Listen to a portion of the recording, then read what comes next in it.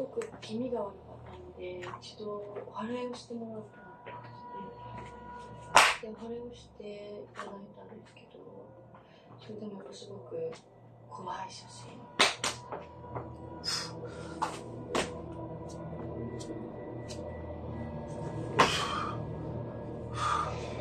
What?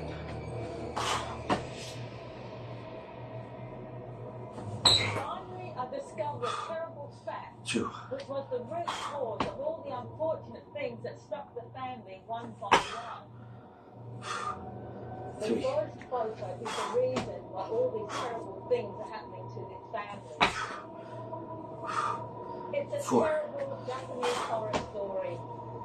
Curses exist in Japan. 5. Now, if you notice, Ryuta mentions another TV program that came to visit the family in the past, and I'll get to that towards the end of the video as well. But for now, though, we cut to an interview with Dad to get more information on how he sees this whole ghost situation. He explained that he never previously believed in paranormal, but since becoming involved with the family, he began to think there might be something wrong with the house. 8. Now, aside from just one investigative picture, I wanted to show you that last extended clip so that what I'm about to say will make sense. Especially when you started talking about the ghost photo and trying to get rid of it, I thought that this is where the plot would change. That this would be the switch moment. 10. I expected it to be full-on paranormal activity from here on out, since even Veronica was on board with this being the exact reason the family had issues. To my surprise, though, this is not what happened at all. In fact, following this, things basically go back to exactly as they were, maybe even better for the family. The next time we see the girls, it's business as usual. We see Ringo helping to make some food. 13. She stirs it, seasons it, and then serves it directly to Dad. They do the whole, eat the document, and then Dad, one of the younger kids, 14. mentions that the dish Ringo made especially for the father was one that the previous husband used to enjoy all the time, as did an the cat. Mom interjects 15. sharply, scolding down and basically telling him to shut up and eat. As usual, we see food brought over to Goki's room this time. The camera peeks inside. We actually get to see Goki as Ringo leans over whispering something in his ear. And I will say that when I first saw this film, I wasn't sure if Goki even existed at all, or if it was an act, since he's never actually seen until now. But anyway, we cut back to the dining room again at the start of the new meal. Veronica adds via voiceover that it had been about a month since they started filming, and that the family overall seemed much better. That is, of course, aside from one loose end. Rie once again attacks the stepdad, and what we get next is a sequence entirely dedicated to her. At first, things seem to play out as usual with Rie until Ringo tries to stop her. The eldest sister is pushed, and that's when Dad finally retaliates. He goes off, finally stepping up to Rie and scolding her for how she behaves. Adding that her attacking him is one thing, but that she was not to lay a finger on her siblings. In this scene, Dad also declares himself the father of this family, meaning that his anime character arc is finally complete. Rie runs off into the night after his altercation, and the family follows but quickly loses her. We cut to 3 hours later, and Dad here is still on foot searching for her. Another time skip. It's now midnight, and Dad finally finds Rie standing alone on the porch. He apologizes, which is amazing, by the way. If you have Asian parents like I do, that's amazing. And 6. we have a much better heart-to-heart conversation. Now, at this point in the film, we still have no idea why Rie has this much of an issue with this guy. The rest of the kids were awkward around him, sure, and didn't really care for him. But Rie was the only one who repeatedly lashed out in a physical way. We finally get her to talk, and she states that she didn't understand why her stepdad is so nice, or why he probably want to become part of such a dysfunctional family. This gives way to Rie breaking down and crying, even apologizing, and the two seem to work things out, or at least take the first steps towards mending their broken relationship. The next time we see the family is in June, and they're en route to a campsite for a little family getaway. To add on top of this already special occasion, Goki has even decided to tag along. He's come out of his room. The children are interviewed and talk about how they've grown to appreciate their new father, and even cheer him on as he catches fish. When Dad is interviewed, he of course says he's beyond happy that the kids now seem to accept him. Now, all this is supposed to be the happy ending, the neat bow on top. Again, in a narrative sense, everyone has a clean character arc at this point. The kids are happy with their new dad, and Dad finally found a family that he always wanted. Veronica says her party works, and the Ura family all wave goodbye to the camera. But the film isn't actually quite finished yet. 3, Instead of credits, we're treated to a text slide that explains that an unexpected event had forced the documentary team back to the Ura 4, household, even though the filming had actually wrapped up. We once again enter through the back door where we find younger children of the household playing around, but what we do not see, oddly enough, is the mother. It turns out that sometimes the camera crew left. 2, Mom had slipped off a cliff and hit her head, landing her in the ICU, unresponsive for over a 3, week at this point. The next morning, Veronica is back at the Ura household for yet another breakfast time visit. She watches as 4, Ringo once again prepares food, and this time she asks about the powder she's using to season the meat. Ringo explains that it's made 5, of kelp. Next, we get one last interview with Dad, who says that despite his stance on moving, the family was to stay put until Mom recovered. 6, As for when that might be, no one knows. It's a cliffhanger, and the way the story ends, but before the credits, we're treated to another goodbye from Veronica to the Uras, as well as a closing monologue. We finally get a credit roll complete with a photo slideshow of the family trip, backed by that same rendition of Twinkle Twinkle Little Star mentioned earlier, and the story finally comes to a close.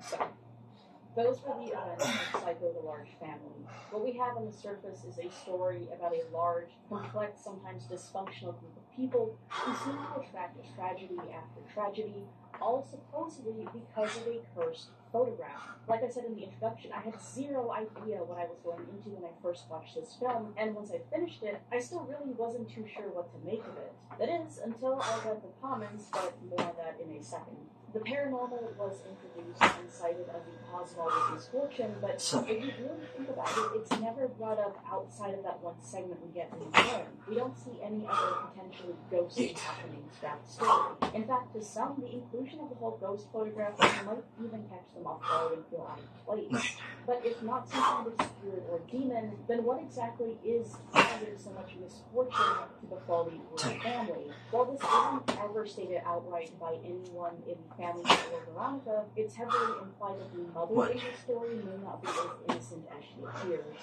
She's someone that we can feel sympathetic towards at the start, a presumed widow whose husband seemingly vanished on her 7 years ago. Now, having said that, even though Mom seems to be trying to just rebuild her life, there's just something eerie about her, and in particular when it comes to her vegetable garden. Again, there was that whole sequence where it was just an extended shot of her tending to her plants with an unbroken smile, then her screaming at some of the younger kids for playing in the same area, telling them that she didn't care if they went missing. It was just an odd thing to say to any member of your family, let alone your kids. Now, let's go back to that scene that follows that one, where the kids were asked about what had just happened, and we learned that Andrew was a cat who was supposedly buried there. Again, we have one of the kids in the room doing some kind of homework, and when Veronica asks what he's studying, the child says this. What are you studying? 何の勉強してるのって。 6, 保健体育です。お母さんがいつも保健って言ってるんで、 7, 保健体育を学んでないといけないのかなって思ってやってます。So, 保健 8, The word hoken comes up a few times, and in the subtitles they mention insurance, which is apparently what that word roughly translates to.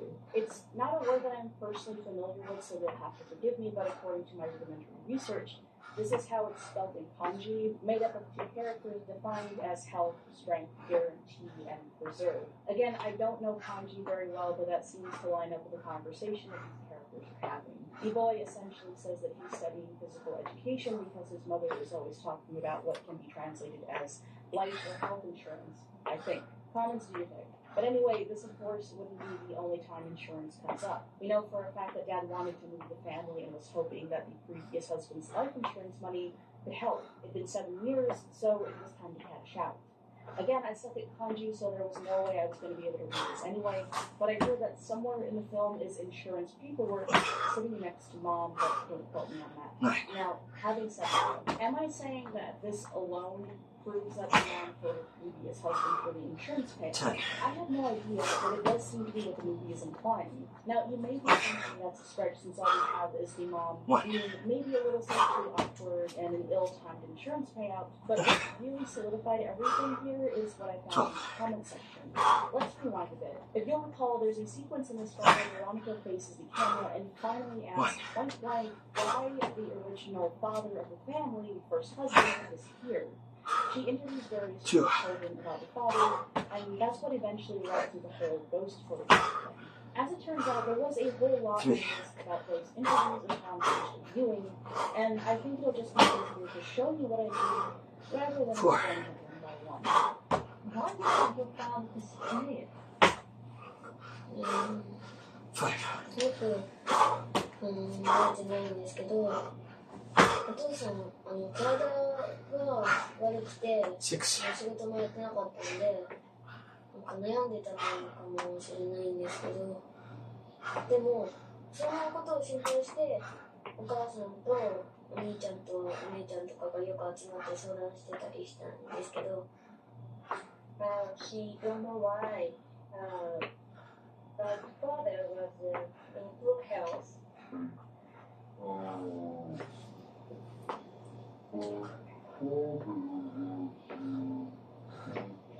What was that? Why do you think your father disappeared? なんか昔テレビの人が取材に来たことがあって、なんか心霊写真に呪われたとかそんなことを昔うちの家族を紹介しますみたいな内容でテレビがうちに来たことがあるんですよ。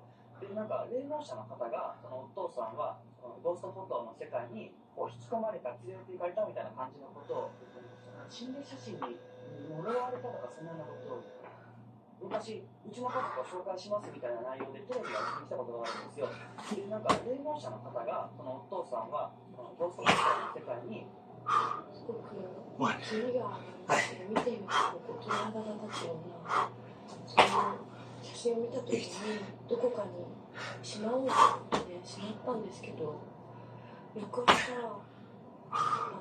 郵便受けの中にその写真が入っていたりとか、すごく気味が悪くて見ているだけで鳥肌が立つようなその写真を見た時にどこかにしまおうと思ってしまったんですけど、翌朝郵便受けの中にその写真が入っていたりとか、それですごくゾッとしてしまったので、その後にまた Again, I did not see any of these when I first watched this mockumentary, and I was beyond freaked out once I went to the comment section and started finding.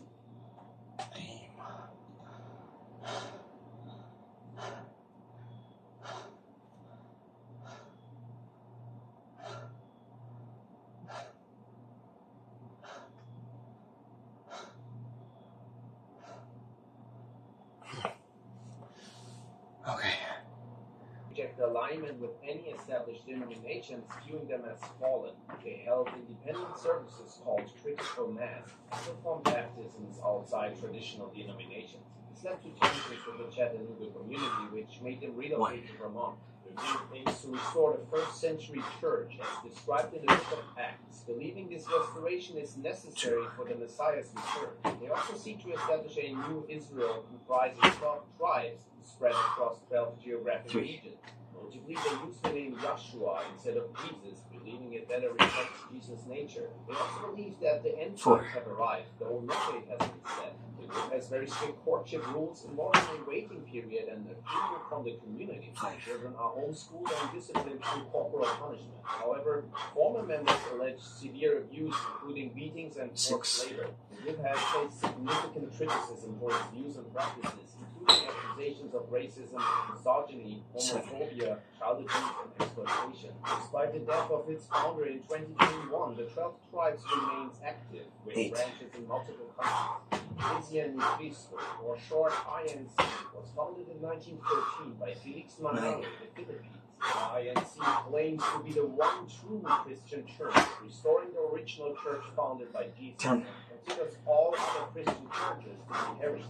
INC doctrine teaches that Manalo was the last messenger of God, and that the church's registration in 1914 fulfilled biblical prophecy about the re-establishment of Christ's church in the Far East, marking the end of days. The INC believes God the Father is the only true God and rejects the Trinity, viewing Jesus as God's highest creation and denying his divinity. They also teach that one cannot understand the Bible without their answers.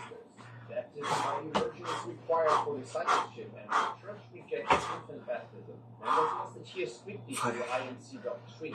Violations like drinking alcohol or having a romantic relationship, including marriage, with a non-member can lead to expulsion and loss of salvation. The INC is known for its conservative views, fundamentalist style, and practice of block voting in elections, which has led to allegations of political influence. The church has faced controversy, including accusations of financial misconduct, internal conflict, bribery, and suppression of critics. In 2015, internal disputes led to the expulsion of key family members of the current leader, Eduardo Manalo, amid allegations of threats. Critics and former members have faced legal action, threats, and even violence, when some of the church leadership was involved in the assassinations of ex-members. The INC has also been criticized for anti-Catholic and anti-Protestant rhetoric in its publications. With around 3 million members in the Philippines and 9 million worldwide, Iglesia Ni Cristo is a very influential institution to this day. The Iranian Church. This is the largest youthful religion, founded in the 1970s by Pierre Bouillon, now known as RAE. It's a hierarchical organization led by RAE, claims to have a direct contact with an advanced alien species called the Elohim. Aliens believe that the Elohim created humanity with advanced technology and that Rael is their final product. Religion is materialistic, rejecting the supernatural and endorsing atheism. It requires new members to renounce previous religious affiliations. Practitioners regard the Father's writings as scripture and believe in a literal interpretation of his claims. Alienism also teaches that the alien Elohim created prophets like Jesus, the Buddha, and Muhammad. The founder claims he was taken to the Elohim's planet, where he witnessed their advanced technology and was offered sexual experiences with biological robotry. Radiants believe that humanity must harness scientific and technological advancements for peaceful purposes. They advocate for the construction of an embassy with a landing pad for the Elohim's return, which they believe will usher in a utopian era. They also hope for physical immortality through human cloning. One interesting practice is their baptism ritual, where a Radiant guide lays his hands on the head of an initiate to telepathically transmit his cellular code to the Elohim. The movement also holds week-long summer seminars known as Stages of Awakening, which involve lectures, sensual meditation, fasting, and alternative therapy. These seminars are also opportunities for forming friendships or sexual relationships. The Radiant movement claims tens of thousands of members, primarily in the Francophone areas of Western Europe, North America, and parts of East Asia. La Luz del Mundo, this non-Trinitarian Christian denomination, was founded in 1926 by Aaron Joaquin during the Mexican Cristero War. Initially a small missionary endeavor, it began to grow significantly after building its first temple in 1934. The church is led by a succession of 3 leaders, regarded by its members as modern-day apostles of Jesus. These leaders are believed to have been directly chosen by God to restore the primitive Christian church, which the church teaches was lost after the death of the last apostle John around 96 AD.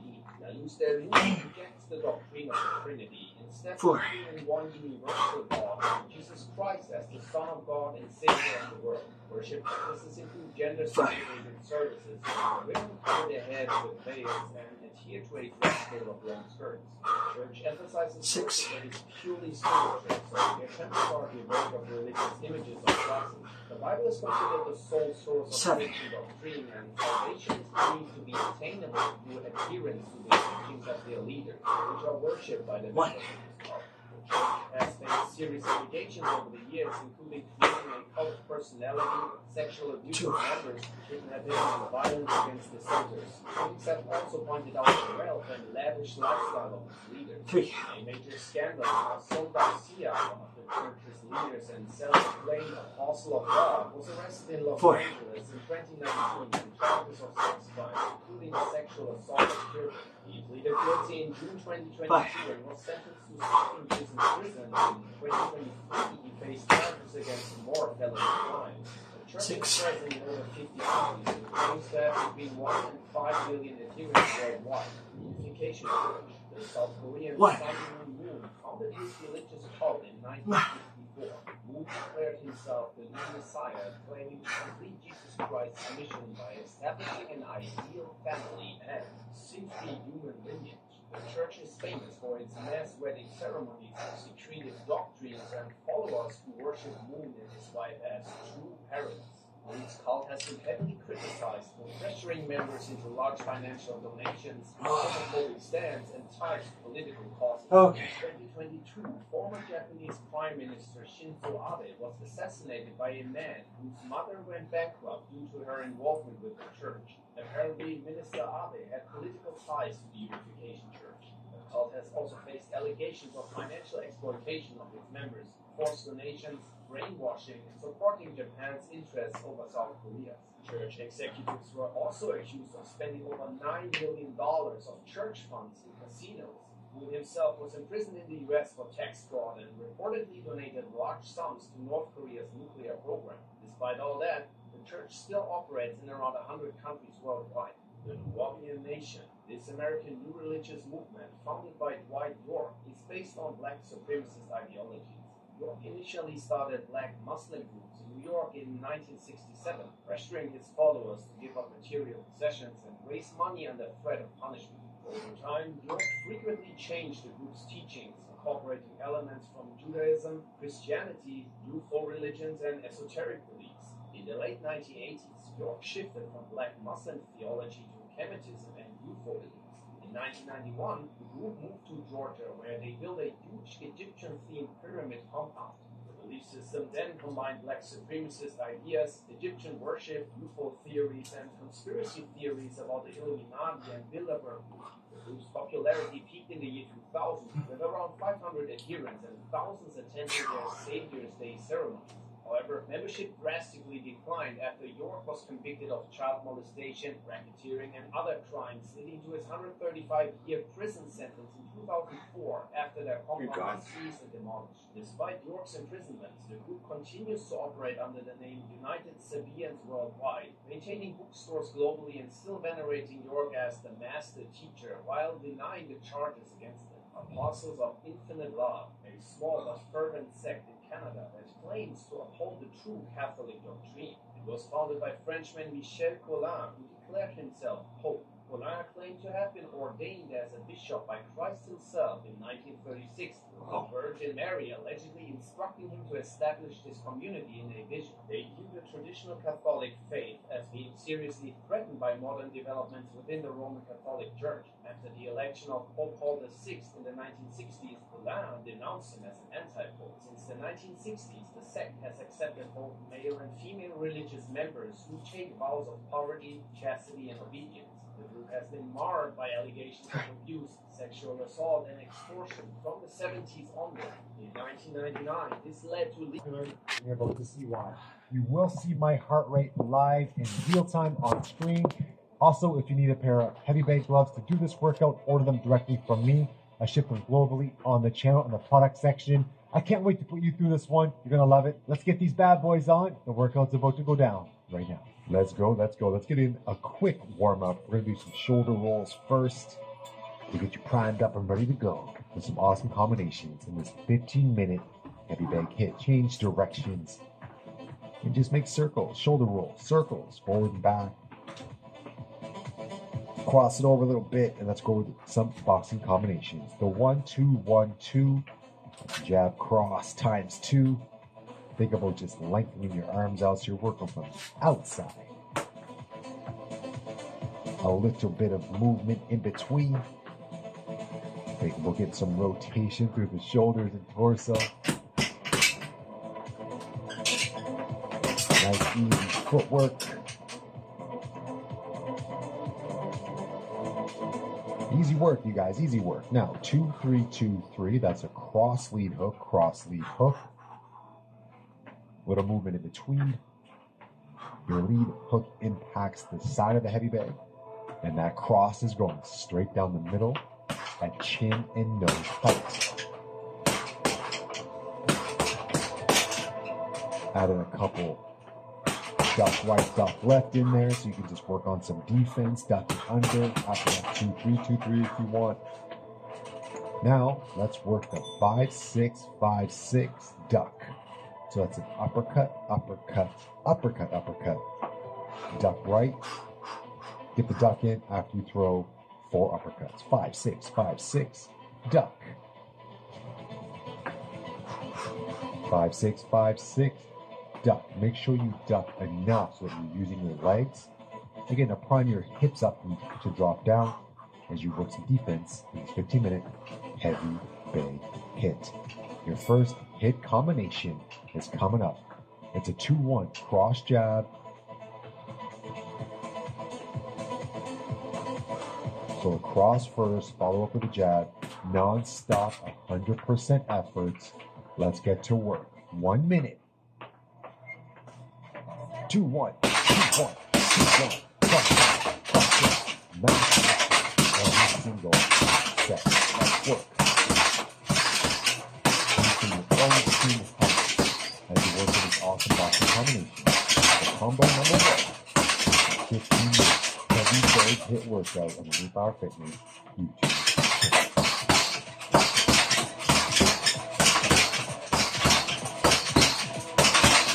Roll here is nice and controlled but powerful with every combination.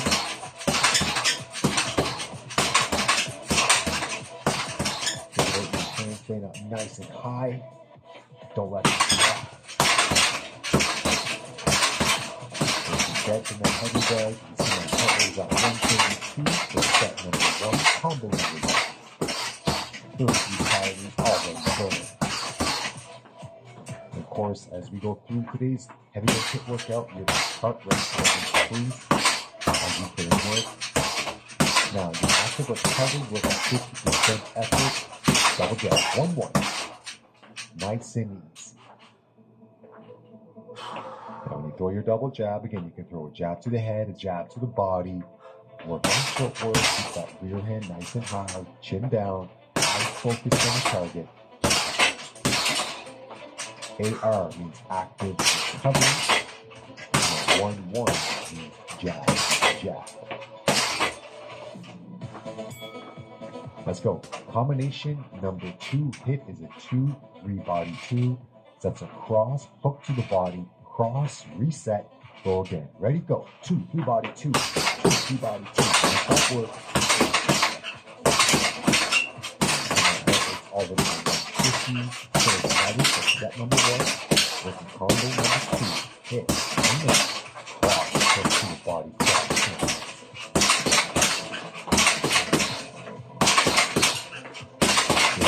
Rotation from the shoulders as you feel that hook to the body. I'm not dipping my shoulder really low. I'm landing that hook from the taller position to the body. Yes, come on.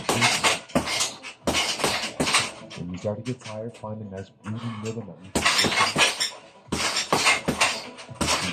constantly work on heavy bag hit workout. You'll get awesome results from this, but you gotta put in effort. You gotta get after it. That's why it's constant.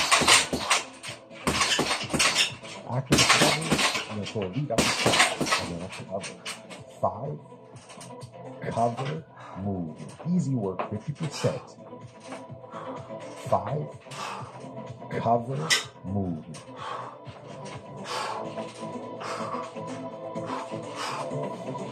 Let that heart rate come down a little bit before we move on to your next hit combo. And you'll see that lead uppercuts coming towards the midline of my body with great control. That's what you want to think. Straight the heavy bag or throw it in space. Breathe, champion. Relaxed and powerful. Controlled aggression.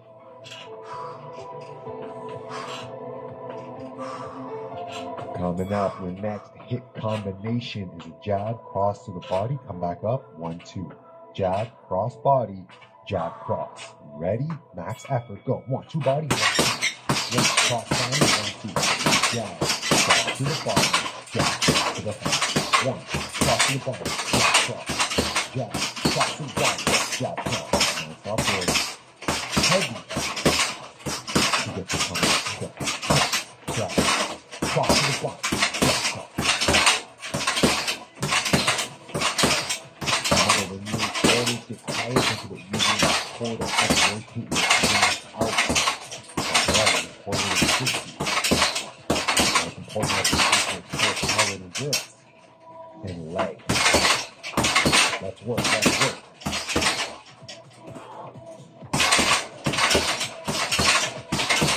Again, you don't have to dip too low in that cross to the body. Slight changes of level to get it. And then so you change the distance, it doesn't have to be too significant to the drop. Now, 90% of our heart rate now, 163 heart rate, active recovery. 50% effort, duck to the rear side to a rear hook. Duck right, 4. Easy work, duck right, 4. Again, just like you did in your warm-up, make sure you drop down enough so you see your legs working. Lead hand up. And just throw a nice rear hook at your own chin height. Off of that duck to the right. Duck to the rear side, 4. Boom. Awesome. I think the next hit combination, we're putting work, fam. 1, 6, 3. So that's a jab, rear uppercut, step out with a lead hook. 1, 6, step out with a hook. Jab, rear uppercut, step back with a hook. Go. Jab, upper, hook. Jab, upper, hook. So that means you gotta step in with the jab, scrape the bag with the uppercut, and step back out with a sharp, fast, lead hook. 1, 6, 3. Jab, upper, hook. Let's go. This is a fun, quick workout. If you want a 30-minute heavy bag HIIT workout, just do this session twice.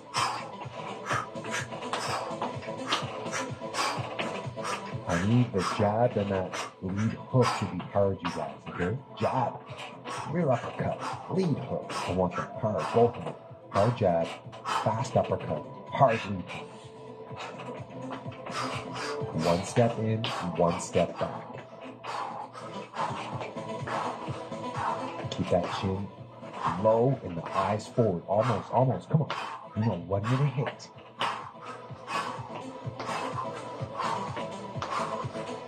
You got this. Come on, warriors. Let's go. And rest. Active recovery is a cross slip to the rear side. So cross, slip to the same side. Let's go. 2, slip right. Cross, slip right. Cross, slip right. Now, of course, if you want to, you can slip to the right. You can come back to your left. And you guys know how it is. Just because a workout is 15 minutes doesn't mean they're easy. Now, slip, 6 hooks to the body. Slip, 6 hooks to the body. Your hooks have to be wide.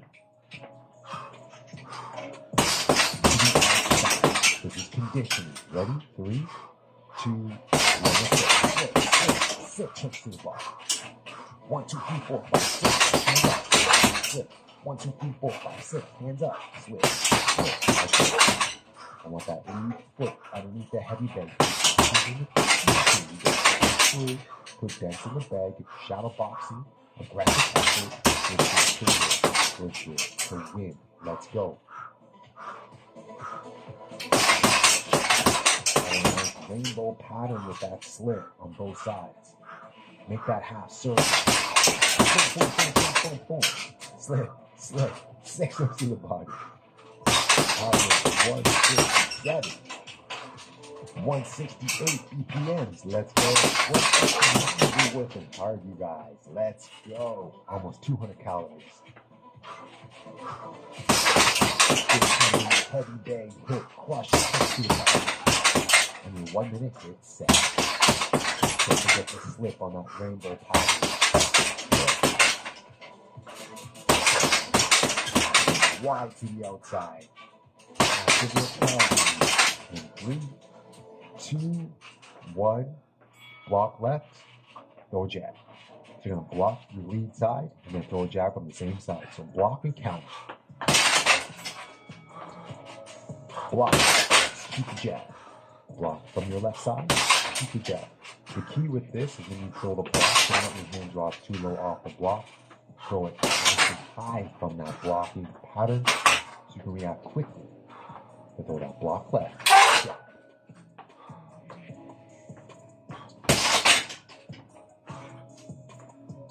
Good work, good work. We're almost there, you guys. When your heart rate's elevated, even when you're active recovery, it will still be in a higher range, 170. So I'm still 90+% of my heart rate max with some jabs. Now, your HIIT set, 8 straights. Okay, I want 8 straight punches, max power on the bag. 1 minute, ready, go. Reset, 8 punches. Reset, 4, 5, 6, 7, 8, reset. 6, 7, 8, reset, again. Reset, again. There you go, you guys, there, that's it. That's what we want. 8 punches, straight through. 3, turn it over.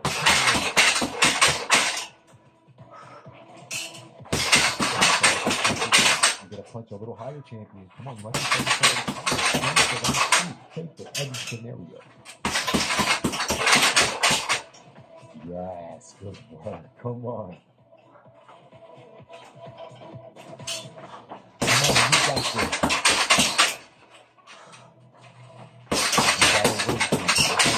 This is it. This is your last set. You gotta win.